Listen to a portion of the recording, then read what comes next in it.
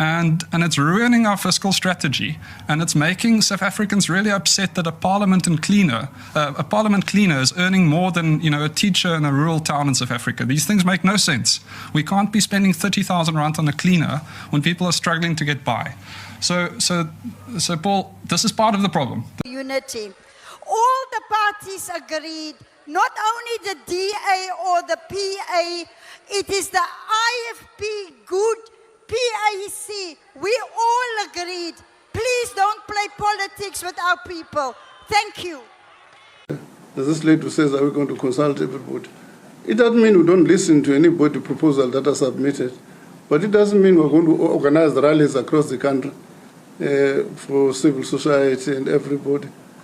Objectives, and I think it's a healthy sign that there are now different voices around the table, and that those voices must find each other now before a budget is tabled, and it's not just a my way or the highway situation, and that other parties' views and opinions need to be taken into consideration, and I think that's a healthy sign. So while it's not the most ideal situation today, I think it is absolutely the right decision that's been made, so that we can come back with a budget that's going to have buy-in and support of all of the parties into the GNU, and which we can all get behind, and in doing so get South Africa over time. So we see above inflation increases year over year, and then in addition to that, if people have been in the state service for more than 5 or 10 years in some cases, they automatically get a 1% increase on top of those above inflation increases.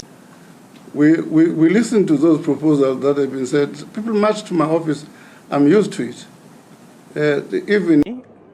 BAT was, of course, one of the matters, and I think that's been played out in the media over the last few weeks, last week, and it obviously was a very key point for me, if I wear my hat as the leader of my party, a very clear position from my party that we couldn't in good conscience support a 2% VAT increase, given the current economic circumstances in South Africa, and that we need to look at more innovative ways that are more pro-growth to be able to get the economy moving, to create jobs, and to end the poverty. Those are the key determinants of the medium-term development plan and objectives of them.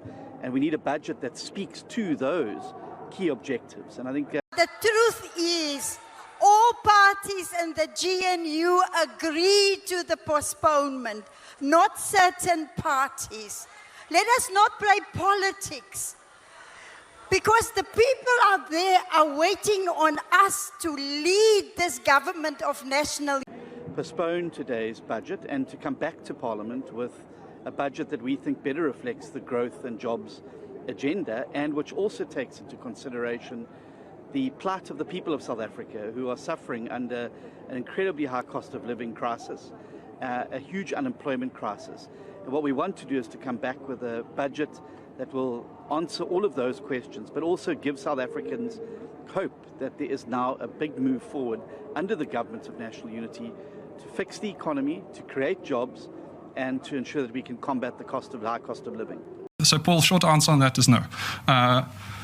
On to your first question, which is the wage increase. One of my questions to the Minister of Finance in Parliament last year was, how many times are we penciling in an amount in our midterm budget statement, and then those wage increases end up at a higher amount? And how often has that happened in the last 5 years? Of course, there's no good answer to that question, and the Minister didn't give a good answer to that question, because we keep underestimating, which throws our whole fiscal strategy into disarray. The Minister has spoken in the past about tough love to SOEs, and I would argue that we need some tough love towards state employees going